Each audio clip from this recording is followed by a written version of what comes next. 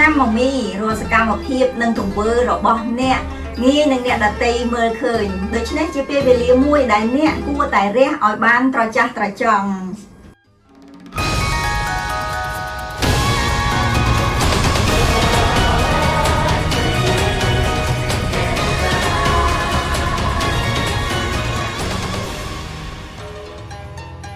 ឆ្នាំមកមីអ្នកមានធម្មពលវិជ្ជមានមួយចំនួនដូចជា Grandu ជាធម្មពលមួយដែលយើងហៅថាជាឆ្នាំជួនឬមានន័យថាអ្នកជាឆ្នាំមកមីហើយឆ្នាំថ្មីចូលមកដល់នេះគឺជាឆ្នាំមកមីដូចគ្នាជាទូទៅយើងតែងតែគិតថាជាឆ្នាំមួយមិនល្អដោយសារតែវាបង្ហាញអំពីសម្ពាធកើតឡើងដោយសារតែអ្នកគឺជាគោលដៅរបស់អ្នកដទៃកំពុងតែផ្ដោតមកលើអ្នកហើយអ្នកអាចមានសម្ពាធនៅពេលដែលអ្នកមានការរ៉ាប់រងនៅភារកិច្ចការងារធំជាងមុនមិនបានតែបើអ្នកអាចគ្រប់គ្រងការងារទាំងអស់នោះបានវាបង្ហាញអំពីអត្តពលអំណាចនៃភាពជាអ្នកដឹកនាំនិងសមត្ថភាពគ្រប់គ្រងនៃល្បឿននៃការសម្រេចចិត្តទៅលើការងារទាំងអស់នោះដោយសារតែឆ្នាំមកនេះគឺពាក់ព័ន្ធទៅនឹងធាតុភ្លើងដូច្នេះល្បឿនគឺមានសារៈសំខាន់ចំពោះធម្មពលវិជ្ជមានមួយទៀតនោះគឺ Duke Arrival គឺជាធម្មពលមួយដែលតែងតែកើតឡើងជាមួយនឹងធម្មពល Grand Duke ជានិច្ចជាធម្មពលដែលពាក់ព័ន្ធជាមួយនឹងចំណាប់អារម្មណ៍ការទទួលស្គាល់នៅស្នាដៃការងារទទួលបាននៅការគ្រប់គ្រងជាដើមចំពោះធម្មពលវិជ្ជមានមួយទៀតនោះគឺ Golden Lock គឺជារង្វាន់ឬក៏ជាភាពជោគជ័យដែលអ្នកទទួលបានពីការខិតខំប្រឹងប្រែងកន្លងមកអាចពាក់ព័ន្ធទៅនឹងការទទួលបាននៅសិទ្ធិពិសេសអំណាចឬក៏កូនសោរសំខាន់ក្នុងការប្រើប្រាស់ធនធានដ៏ពិសេសណាមួយចំពោះអ្នករកស៊ីវិញធម្មពល Golden Lock នេះគឺពាក់ព័ន្ធទៅនឹងប្រាក់ចំណូលនិងផលចំណេញរីឯធម្មពលពិសេសមួយទៀតនោះគឺជាធម្មពល General Star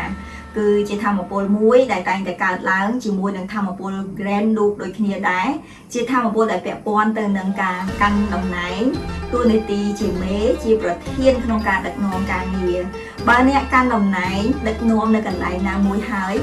អ្នកមានសម្ពាធនៅពេលដែលអ្នកចង់គ្រប់គ្រងនិងត្រួតត្រាអ្នកដទៃដោយសារតែប្រើអំណាចដែលយើងហៅថា power struggle នឹងធ្វើឲ្យអ្នកកាន់តែមានសម្ពាធអស់ធម្មពលដូច្នេះមានតែវិធីក្នុងការប្រើប្រាស់ឥទ្ធិពលវិជ្ជមានប៉ុណ្ណោះទើបទទួលបាននៅការគ្រប់គ្រងពីអ្នកដទៃ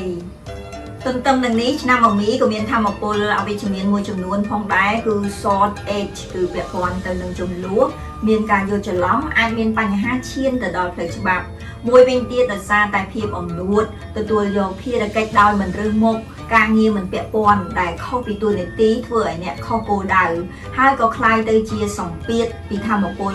year punishment ភាគច្រើនធម្មពល year punishment គឺពាក់ព័ន្ធទៅនឹងពាក្យសម្ដីរបស់អ្នកគឺងាយនឹងអ្នកដទៃចាប់កំហុសដូច្នេះអ្នកព្យាយាមគួរតែនិយាយឲ្យបានតិចជាងមុនច្បាស់ជាងមុននិងបញ្ជាក់ពីការយល់ឃើញរបស់អ្នកដទៃត្រឡប់មកវិញចំពោះធម្មពលអវិជ្ជមានមួយទៀតនោះគឺ hidden cost គឺពាក់ព័ន្ធទៅនឹងការលាក់ទុកនៅអារម្មណ៍ខឹងអន់ចិត្តសម្ពាធនឹងនរណាម្នាក់នៅពេលដែលអ្នកមានបញ្ហារាល់បញ្ហាអវិជ្ជមានទាំងអស់អ្នកត្រូវតែប្រញាប់ដោះស្រាយនិងឃ្លាចេញ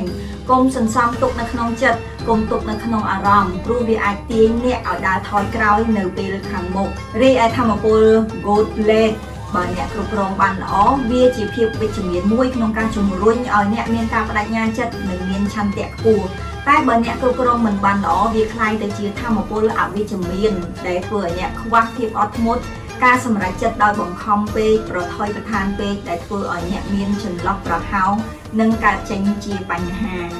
កុំភ្លេចគណនាថ្ងៃខែឆ្នាំកំណើតរបស់លោកអ្នកនៅក្នុងកម្មវិធីអាចកំបាំងជីវិត Live Decoding